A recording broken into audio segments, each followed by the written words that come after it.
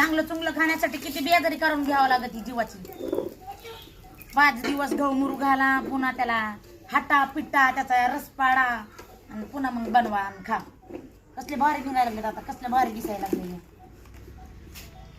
भोगा झालेला म्हणलं पापडी बिटी काढायची, पण ह्याच्यातच पापडी तयार होईल. अगदी रे कसले भारी निघाले. पुन्हा चुलीवर भाजून पांढरं शिपट पांढरं शिपट निघाले का ना. मला वाटलं नव्हतं एवढा पांढरा होता म्हणून. लईच पांढरा झालेला. पण ते टोपलं तोपळ पगळीची नसते पगळत. सगळं टाकून कापल्या जायचं.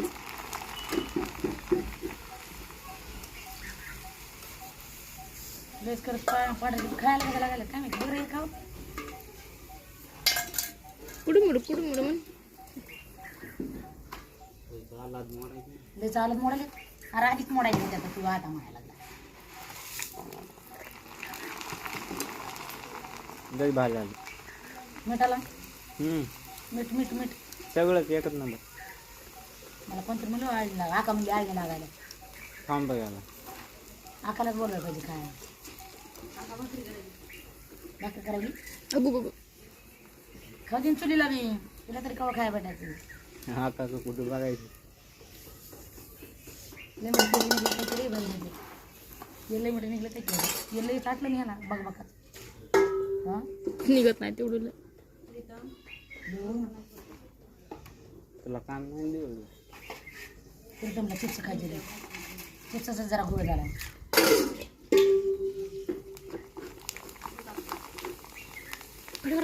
काढू कड काळे होऊ दे ना केवढे. ही चाळणी घे ना पोरा. ही चाळणी खाली ठेवली तर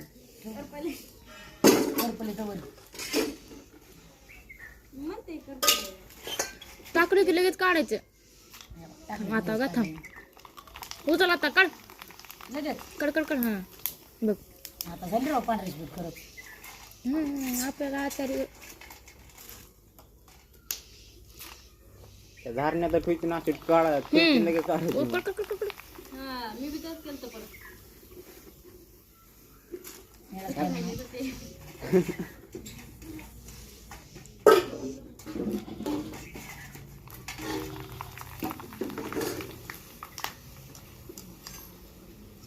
लय बारकल झाले तर प्रीतम ही ना मोठ्याला छाटा पाहिजे. आपण लयच बारकुल छाटले. कशी मोठ्याला छाटायचे. बटाटे तेवढं होतं. आणि काजू का बस बस बस. काका येते आता लगेच.